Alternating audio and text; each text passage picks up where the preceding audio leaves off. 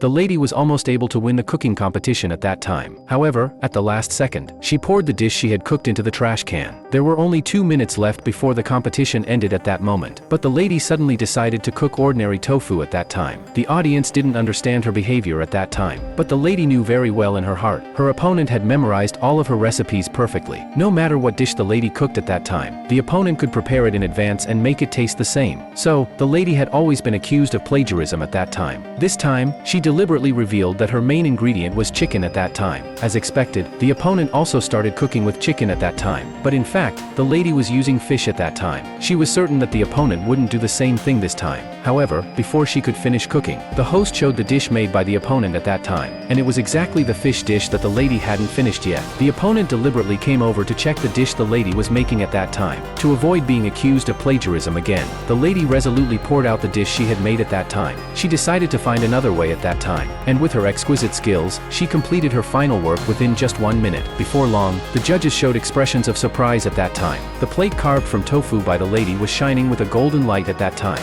making the two dishes seem comparable at that time. So, the judges decided to hold a final bread baking competition at that time. However, the opponent secretly stole the lady's yeast at that time, and in front of the judges, the opponent claimed that the bread he made would look like a real fish when placed in water. The lady realized at that time that the opponent had stolen her idea again. The opponent had already completed his work at that time. The judges were full of praise for its lifelike effect at that time. The opponent laughed at that time. The lady had no chance of winning this time at that time. After all, she was lacking the most important ingredient, yeast at that time. But the lady calmly replied at that time, "A fish in the water doesn't need yeast."